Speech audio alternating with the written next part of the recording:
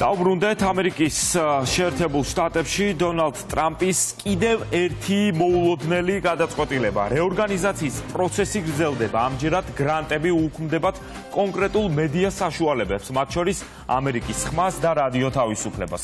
ამერიკის ხმის თანამშრომლები უკვე გაუშვეს ანაზღაურებად ჩვეულებაში. პირველად 83 წლის განმავლობაში ლეგენდარული ამერიკის ხმა იძულებულია დადუმდეს, ასეთია მედია ორგანიზაციის დირექტორის ბოლო სიტყვა.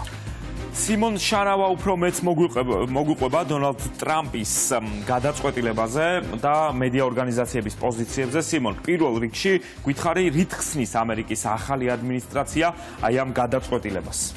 ამერიკის შეერთებული შტატების რიგით 47 პრეზიდენტის გადაწყვეტილება ნამდვილად მოულოდნელი აღმოჩნდა მედია ორგანიზაციებისთვის და ზოგადად ორგანიზაციებისთვის.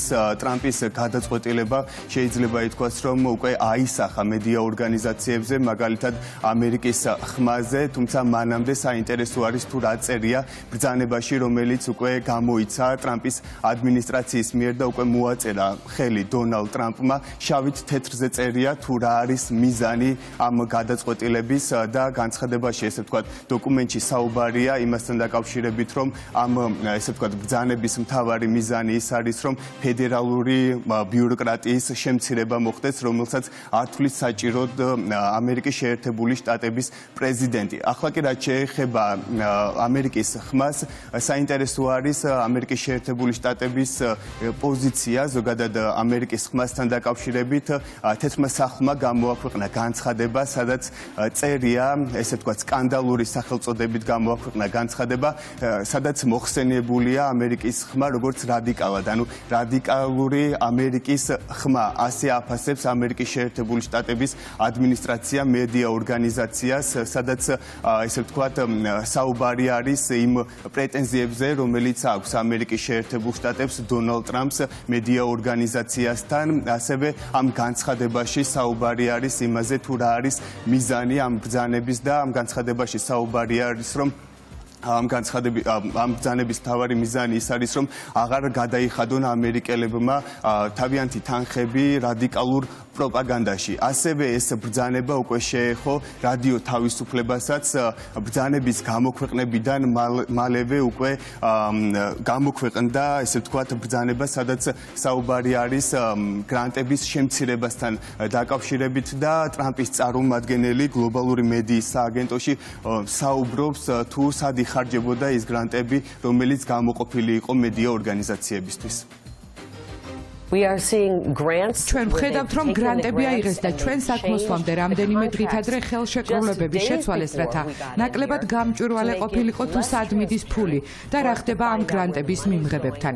ეს აშკარა ნიშანია იმისა, რომ ისინი ხელს გვიშლიან ამერიკელი გადასახადის გადამხდელებისთვის ამ ყველაფრის გაუმჯობესებაში. მინდა იცოდეთ, რომ მე ვმუშაობ აქ ვაშინგტონში, რათა დავრწმუნდე, რომ ჩვენი მძიმე შრომით გამომუშავებული დოლარების სანაცვლოდ არ ვიღებთ ტყუილს. ჩვენ ყველაფერს გავაკეთებთ, რომ გავაუქმოთ ხელშეკრულებები, რომელთა გაუქმებაც შესაძლებელია. დავზოგოთ ფული, შევამციროთ ხარჯები და დავრწმუნდეთ, რომ თქვენი დოლარები ფუჭად არ იხარჯება. სიმონ, ამერიკის შეერთებული შტატების გლობალური მედიის სააგენტო ზედამხედველობას უწევდა ასევე, როგორც აღნიშნე შენ, რადიო თავისუფლებას, რომლის დირექტორის ციტატაც ჩვენ ამოუკითხეთ მაყურებელს რამდენიმე წუთის წინ. გითხარი, როგორი არის მათი პოზიცია?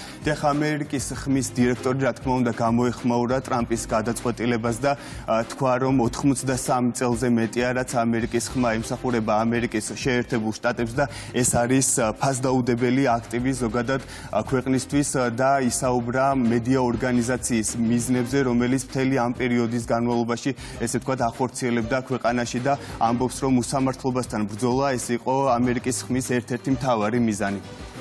სიმონ, კიდევ ერთი მედია ორგანიზაცია, რომელსაც უქმდება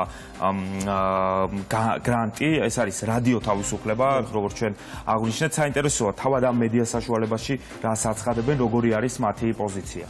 მათი რადიო თავისუფლების აღმასრულებელი დირექტორი ამბობს, რომ ეს არის საჩუქარი მტრისთვის.